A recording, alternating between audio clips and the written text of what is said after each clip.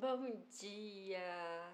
O único jeito de gravar vídeos de manhã é desde que não tenha havido noite, certo? Do contrário, isso não funciona comigo. Mas, bom dia! Essa semana eu tive.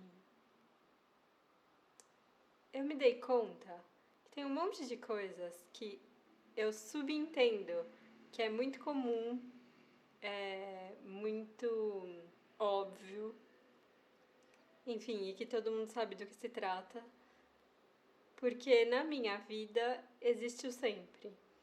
É, mas não necessariamente, né? Assim como um monte de coisas que eu não sei, não tenho conhecimento, que eu aprendo agora, enfim.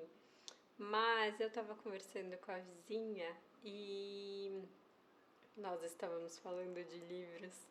E tem um livro que é parte da minha vida desde que eu existo, assim, desde antes de eu existir, porque quem leu este livro antes de mim foi minha mãe, na época em que ela era jovem, e então esse livro sempre existiu na minha vida. E era um livro meio que desse tipo Pequeno Príncipe, que todo mundo acha que todo mundo leu, ou que quem não leu pelo menos sabe do que está falando, sabe do que se trata a história. Foi muito engraçado, uma amiga minha do colegial que eu tinha certeza que já tinha lido esse livro falou: Não, eu nunca li. E aí eu dei de presente, e aí eu comecei a dar o Pequeno Príncipe de presente para todo mundo que eu via na frente. Porque eu falei assim: é isso, ele é óbvio, mas não é óbvio. E esse é um livro que é óbvio, mas não é óbvio. Todo mundo já ouviu falar de Poliana, né? Se não, tá ouvindo agora. Esse aqui, ó. Esta edição, que é minha, não da minha mãe, é traduzida pelo Monteiro Lobato.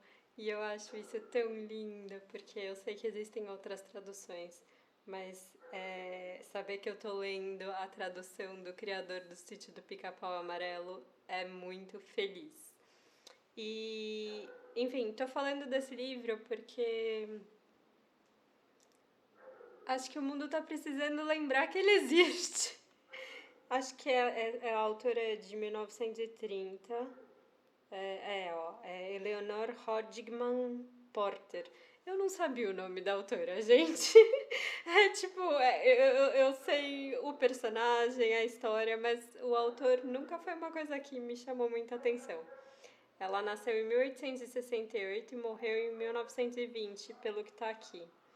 E essa edição é de 95, mas será que eu descobri quando foi lançada? Não. Bom, essa é a 32ª edição e é de 1990. Ah, o original é de 1912, não é possível. 1940, 1912.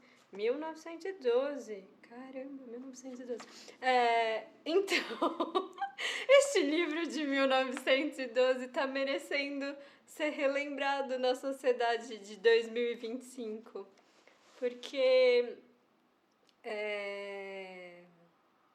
ele ensina uma coisa básica para a vida, que é muito difícil, principalmente nos tempos em que nós vivemos hoje, mas que talvez exatamente pelos tempos que nós vivemos hoje seja bom reler este clássico da literatura infantil.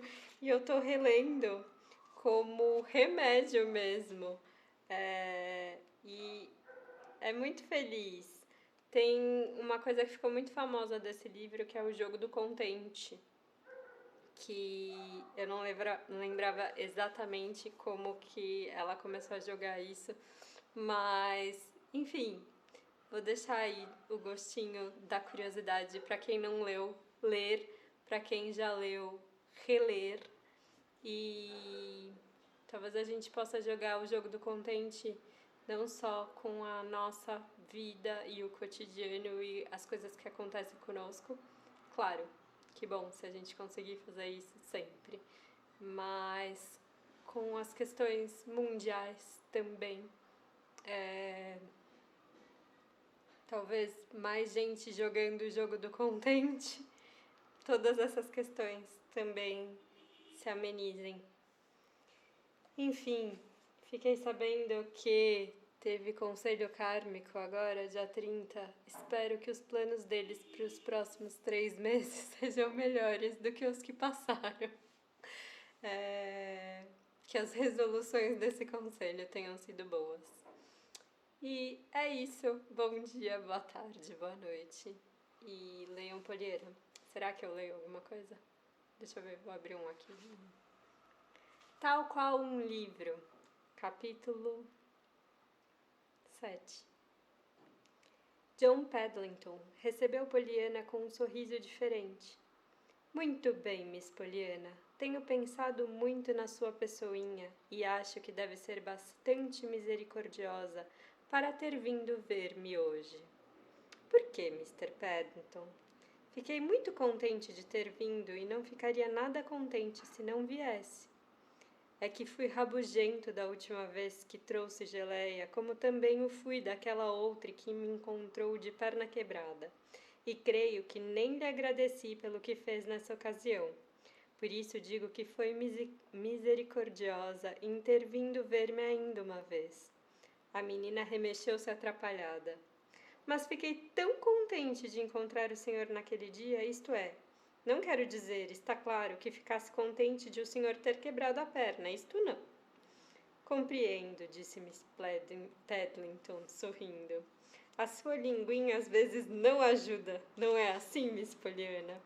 Fico, entretanto, muito agradecido por esse contentamento e acho que foi muito heróico de sua parte tudo quanto fez por mim. Também fico muito agradecido pela geleia que me trouxe. Gostou? Muito! E como não trouxe mais nada hoje, suponho que tia Polly fez objeções, disse ele sorrindo de modo intencional. Poliana continuou atrapalhada. Não, senhor, por favor, Mr. Pendleton. Eu não tive a intenção de ser rude naquele dia, quando disse que tia Polly não havia mandado a geleia. Não houve réplica. Pendleton deixava de sorrir e olhava para longe com um olhar vago. Por fim, soltou um suspiro e voltou-se para a menina. Sua voz denunciava leve tremor nervoso. Bem, não mandei chamá-la para me ver lamuriar. Escute, na biblioteca, aquela sala grande onde está o telefone, há uma caixa na prateleira mais rente ao chão da estante próxima à chaminé. Estará lá, digo, se a maldita mulher que me anda a atrapalhar a casa não a removeu. Vá buscá-la, é pesada, mas creio que a menina pode com ela. Oh, eu sou terrivelmente forte, declarou Poliana erguendo-se.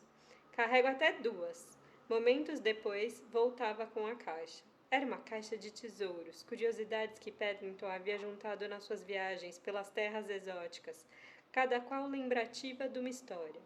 Entre elas havia um precioso xadrez de marfim trazido da China e o ídolo de jade encontrado na Índia. É isso. Olha, essa é a autora Eleanor Potter. Potter, tipo Porter. Tô falando errado. Eu pensei no Harry Potter. Bom, deve ter uma inspiração por aí desse nome, né? Vai saber. Brincadeiras à parte. Leiam Poliana. Joguem o jogo do contente. Não só nas suas vidas cotidianas, mas para todas as situações do presente.